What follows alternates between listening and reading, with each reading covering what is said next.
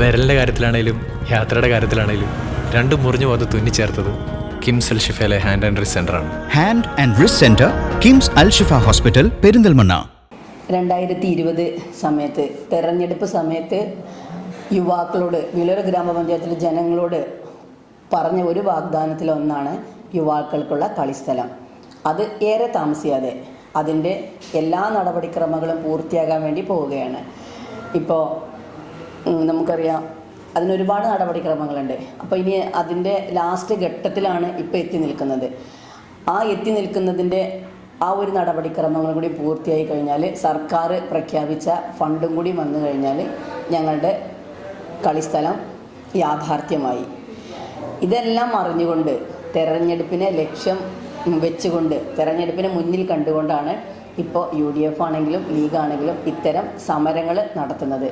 എന്നും വിളൂർ ഗ്രാമപഞ്ചായത്ത് യുവാക്കളുടെ കൂടെ തന്നെയാണ്. കാരണം പറഞ്ഞ വാഗ്ദാനങ്ങളൊക്കെ പാലിച്ചുകൊണ്ടാണ് മുന്നോട്ട് പോകുന്നത്. അതിന് ഏറ്റവും വലിയ ഉദാഹരണമാണ് എല്ലാവർക്കും വീട്.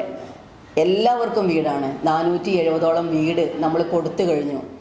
എല്ലാ മേഖലയിലും എന്തൊക്കെ വാഗ്ദാനങ്ങളാണോ നമ്മൾ നൽകിയിട്ടുള്ളത് ആ വാഗ്ദാനങ്ങളെല്ലാം കുട്ടികളുടെ അംഗനവാടി മേഖലയിലാണെങ്കിലും എല്ലാം വാഗ്ദാനങ്ങൾ നൽകി കൊടുത്തതൊക്കെ മുന്നേറിക്കൊണ്ടുള്ള ഇത് ഇപ്പോൾ തെരഞ്ഞെടുപ്പിനെ ലക്ഷ്യം വെച്ചുകൊണ്ടുള്ള ഇത്തരം പ്രകടനങ്ങൾ മാത്രമാണെന്നാണ് ഈ ഒരു അവസരത്തിൽ പറയാനുള്ളത്. സ്ഥലം 1 ഏക്കർ നമ്മൾ കണ്ടെത്തിയിട്ടുണ്ട്.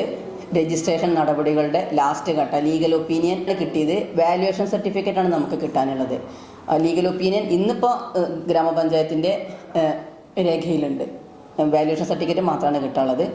അപ്പോൾ അതുകൂടി കിട്ടിക്കഴിഞ്ഞാൽ ഭരണസമിതി യോഗം ചേരുക, ഗ്രൗണ്ട് യാഥാർത്ഥ്യമാക്കുക. MLA 1 കോടി രൂപയാണ് നമുക്ക് പ്രഖ്യാപിച്ചിട്ടുള്ളത്.